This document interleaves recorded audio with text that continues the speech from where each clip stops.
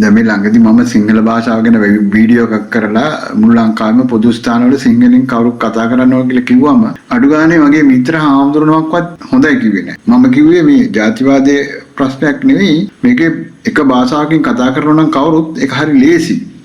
ඒක ඕනම රටක කරන දෙයක්. ඒක බුද්ධිමත්කමේ ලක්ෂණයක්. ඒතර මේ කියන දේවල් මේ සාවධානයෙන් අහන්න මේ ජාතිවාදී නෙවෙයි මම කතා කරන්නේ. අපිට ලංකාවේ උතුරේ යාපනයට ගියාම සිංහලෙන් කතා කරන්න අයිතියක් තියෙනවා කියවම පොදු වැඩිපුර ඉන්න ජනතාවට. ඒක ජාතිවාදයේද?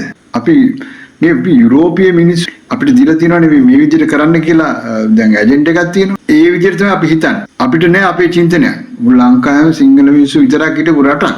මේ සුද්ධු ඇවිල්ලා දෙමළ මිනිස්සු ගේන්න කලින් අපේ කොච්චර මොලේ හොදලාද කිව්වොත් හාමුදුරුවක්වත් කැමති නෑ සිංහල භාෂාව පොදු භාෂාව කරන්න. ඉතින් අපි කොහොමද ඒ කියන රටක් ගැන කතා කරන්නේ?